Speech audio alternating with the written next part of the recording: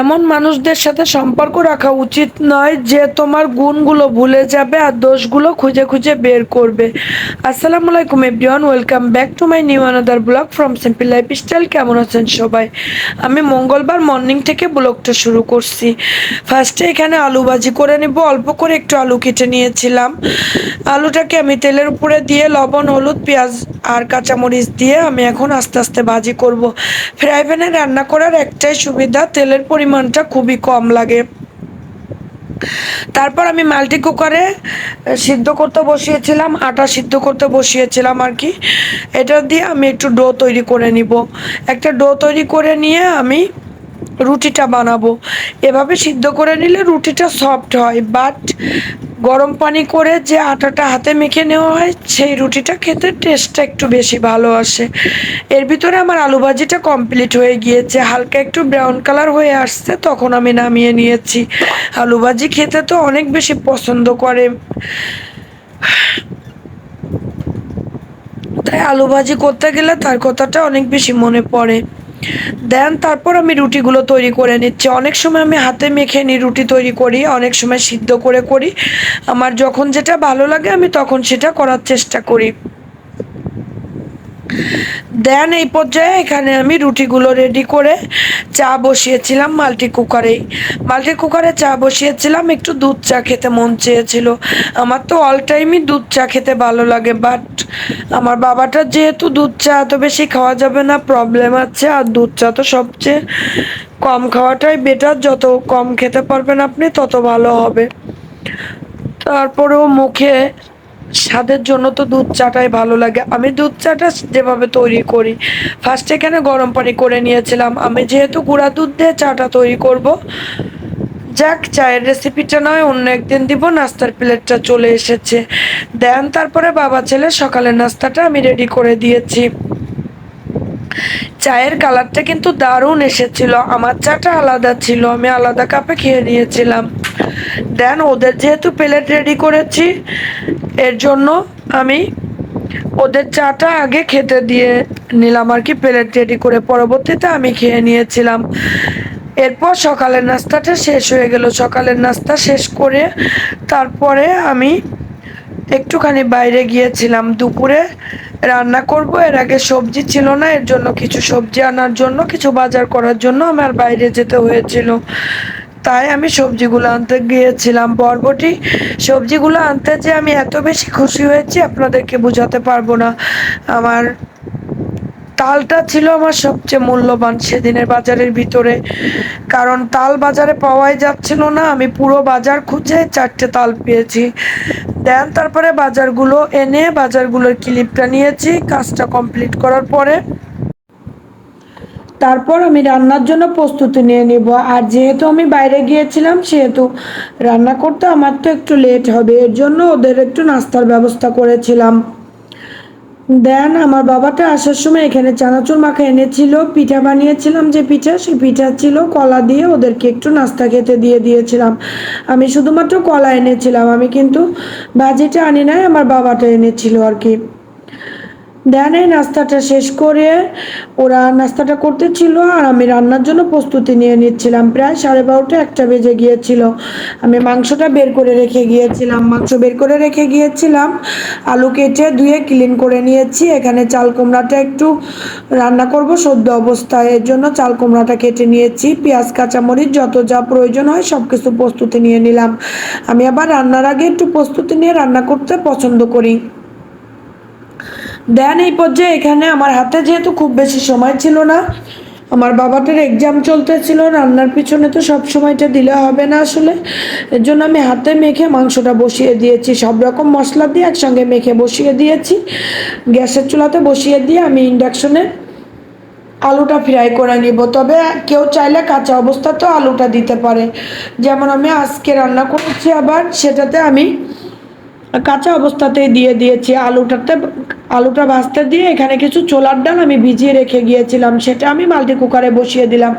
উপর থেকে একটুখানি ফেনা ফেনা বেরিয়ে হয়েছে, আর একটু বেশি উঠলে উপর থেকে যে কোনো ডাল আপনি দেখবেন তুলে দেওয়ার পরে যদি উপরে ফেনাটা ফেলে দেন তাহলে খেতে কিন্তু আরও বেশি স্বাদ হয়। দেন আলুগুলোকে আমি লাল লাল করে ভেজে নিয়েছি, তবে ভেজে না নিলেও হয়, নতুন আলু যদি হয় তাহলে মাংসে ওইভাবে দিয়ে দিতে পারেন। দেন আমি আলুগুলোকে ভেজে তুলে নিয়ে এখানে লবণ, হলুদ, একটুখানি মরিচের গুঁড়া দিয়েছি। আপনারা চাইলে স্কিপ করতে পারেন, কারণ আমি সব কিছুতে একটু মরিচের গুঁড়া খেতে পছন্দ করি, এর জন্য দিয়েছিলাম। তবে চাল কুমড়াটা এত শখ করে ভাজি করেছিলাম, আমার খেয়াল ছিল না, দুইবার করে লবণ দিয়েছিলাম। লবণ দেওয়াতে একটু চাল কুমড়াটা লবণের পরিমাণটা একটু বেশি হয়ে গিয়েছিল। যত ভালো রান্নাই আপনি করেন না কেন, প্রতিদিনই যে আপনার রান্নাটা পারফেক্ট হবে এটা কিন্তু ভুল ধারণা।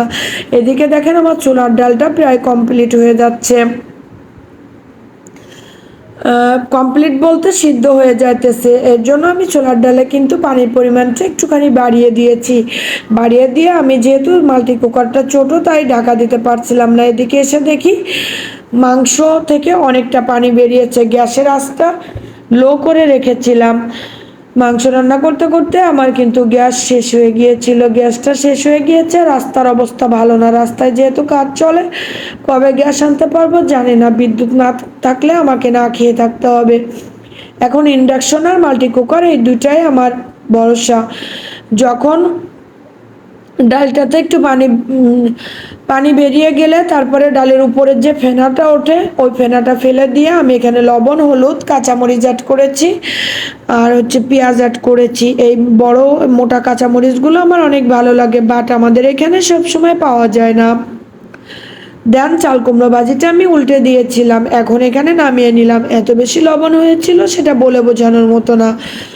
তারপর আমি এদিকে এসে দেখি মাংস থেকে যে পানিটা বেরিয়েছিল সেই পানিটা টেনে গিয়েছে। এখন আমি এখানে কষানোর জন্য 2 কাপ পরিমাণ পানি দিয়ে দিয়েছি। এদিকে আমি ডালটাও কিন্তু অনেকটা গলে গিয়েছে। ডালটা এমন একটা অবস্থা হবে যে অর্ধেকটা আস্ত থাকবে, অর্ধেকটা গলে যাবে। এর জন্য আমি ডালটাকে এক সাইডে নামিয়ে রেখে বাগারের জন্য কিছুটা দিয়ে দিলাম, আর এদিকে বাগারের জন্য সব কিছু দিয়ে দিয়েছি। এদিকে আর এক চুলাতে আমি চাল কুমড়ো তরকারি বসিয়ে দিব। চাল কুমড়ো তরকারিটা রান্না করার জন্য পেঁয়াজ, কাঁচামরিচ, একটু লবণ, হলুদ আর কিছুটা চিংড়ি মাছ দিয়েছিলাম। চাল কুমড়া তো আমার খুব ফেভারিট একটা তরকারি। লবণ দিয়ে, ইলিশ মাছ লবণ দিয়ে রেখে আমার মা চাল কুমড়ো রান্না করে খাওয়াতো, এত বেশি মজা লাগতো, তার স্বাদ এখনো মনে হয় গালে লেগে আছে।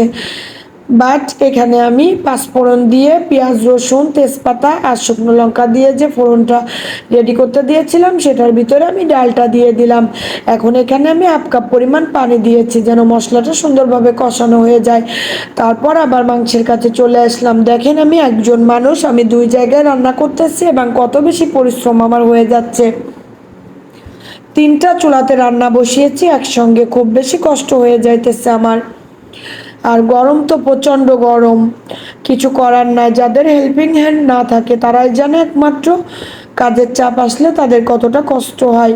তারপর এখানে মশলাটা কিছুটা কষানো হয়ে গেলে আমি কেটে রাখা চাল কুমড়াগুলো দিয়ে দিয়েছি। চাল কুমড়া কিন্তু আমার ফেভারিট একটা তরকারি, বাট এবছর আমি এই প্রথম রান্না করেছি। আমি যেহেতু চাল কুমড়ার যে মেইন সিজনটা, এই সিজনটাতে আমি বাসায় ছিলাম না আর কি, খুলনাতে থাকতে হয়েছিল এর জন্য। তবে ভাবির হাতের চাল কুমড়া খেয়ে এসেছি।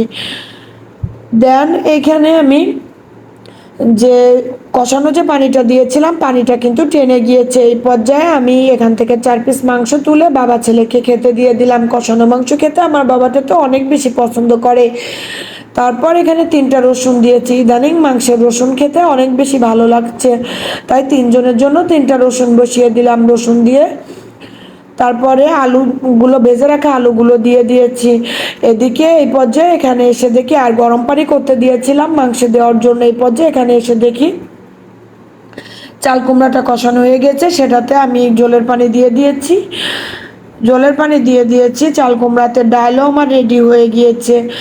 আর এদিকে আলু আর রসুনটা দেওয়ার পরে আমি লো আছে 10 মিনিটের মতো মাংসটাকে একটুখানি কষিয়ে নিয়েছি। তারপরে যে গরম পানিটা বসিয়েছিলাম সেই গরম পানিটা আমি মাংসে দিয়ে দিলাম।